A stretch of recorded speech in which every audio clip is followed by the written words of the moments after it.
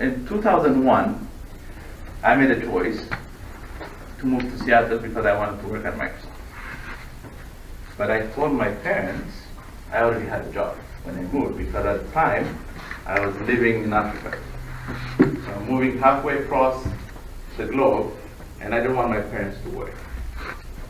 Right? Have any of you ever done something and not told your parents because you didn't want them to worry? Right? Or you didn't tell them because you didn't want them to say it's a wrong idea? And my goal, as I told you, is to work at Microsoft, right? So I decided, okay, if I go and do a master's degree in computer science, I will stand out against my competition. Right? I'll be in a better position to get the job that I want. Because by 2002, around 2003, even though I was just starting school, I started to get some jobs in the technology field. I'm still not at Microsoft, but I'm getting closer, right? And by the time I graduate, somebody calls me at Microsoft and gives me my first job, right? So that was my dream come true. The nice part about STEM today, when I was growing up, this was not a possibility, but you have a lot of options today.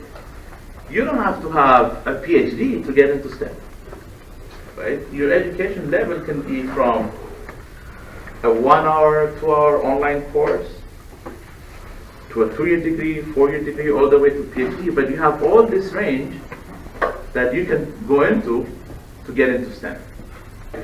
I'm proposing to you, your STEM career should be your plan A, everything else plan B, but work both of them. Don't lose sight of all your dreams. But one is your kind of backup plan if the other doesn't work. But the backup plan sometimes should be like, your career should be the main goal. Like I said, nobody can take away anything from you once you learn something. You must follow your passion, right? Whatever your passion is, don't make it about money, just make it about your passion. If somebody asks you, would you do this job even if you're not paid? You have to be able to say yes.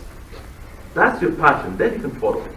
Yes. So you are not limited to just one specific thing, right? And even if you if you think about science, there's so many aspects of science. You can be a doctor, a dentist, you can go into biology, you can do into research.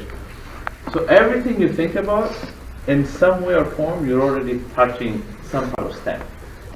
Why I'm here to talk to you, because you got to understand this process as we move forward.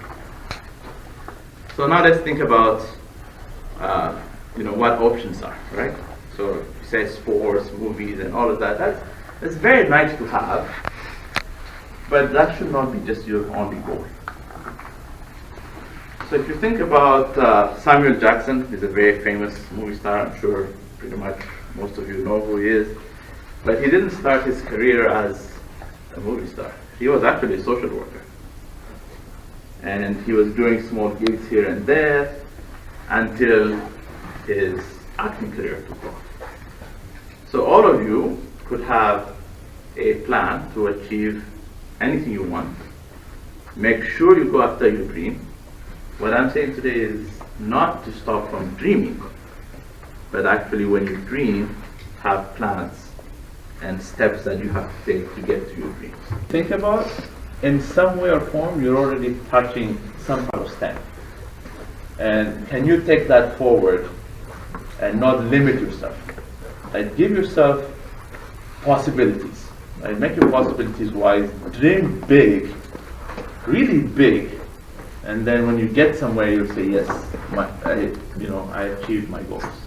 And that's how you can measure your success. It's by how big you are dreaming and how bold you are going after your dreams. Life is all about what do I need to wait for to get to where I need to go. So part of the things you'll learn as an adult when you make sacrifices is how you use your money. Right? Do you go out and buy everything on your first paycheck, or do you wait and get the things you want?